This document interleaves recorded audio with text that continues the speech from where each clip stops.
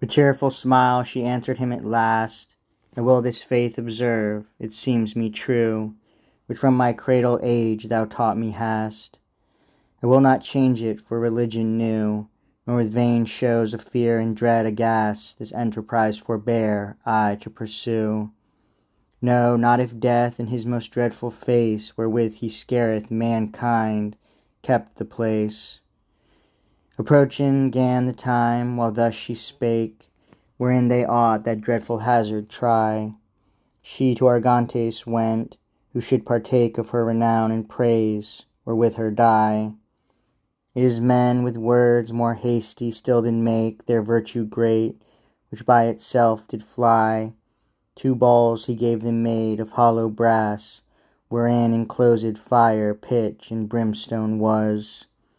And forth they went, and over dale and hill they hasted forward with a speedy pace, unseen, unmarked, undescried, until beside the engine close themselves they place.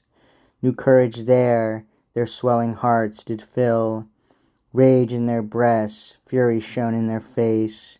They yearned to blow the fire and draw the sword. The watch descried them both and gave the word. Silent they passed on, the watch begun to rear a huge alarm with hideous cries. Therewith the hardy couple forward run to execute their valiant enterprise.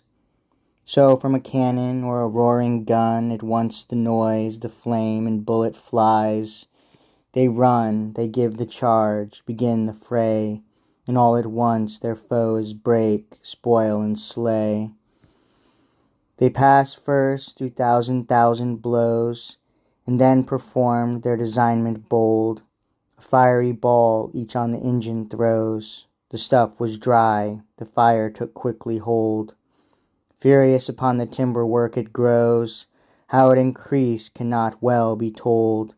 How it crept up the piece, and how to skies the burning sparks and towering smoke upflies. A mass of solid fire burning bright, rolled up in smouldering fumes, there bursteth out, and there the blustering winds add strength and might, and gather close the sparsed flames about. The Frenchmen trembled at the dreadful light, to arms in haste and fear ran all the rout. Down fell the peace dreaded so much in war. Thus what long days do make 1 hour doth mar. 2 Christian bands this while came to the place with speedy haste, where they beheld the fire.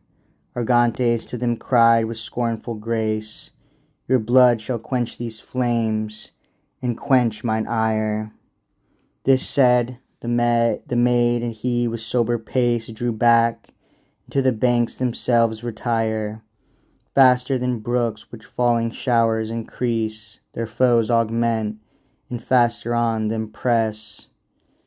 The gilden port was open, and forth stepped, with all his soldiers bold, the Turkish king.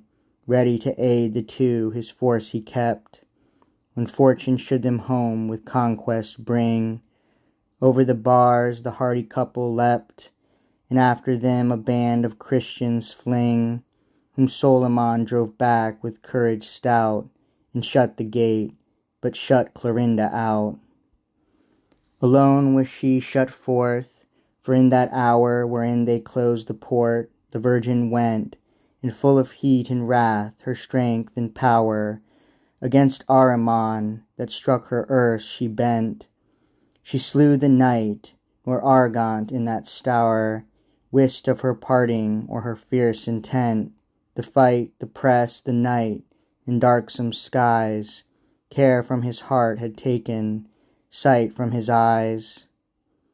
But when appeased was her angry mood, her fury calmed, and settled was her head, she saw the gates were shut, and how she stood amid her foes, she held herself for dead.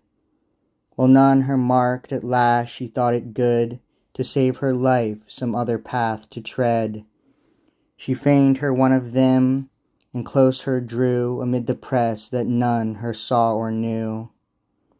Then as a wolf guilty of some misdeed flies to some grove to hide himself from view, So favoured with the night, with secret speed, dissevered from the press the damsel flew. Tancred alone of her escape took heed. He on that quarter was arrived new. When Ahriman she killed, he thither came. He saw it, marked it, and pursued the dame.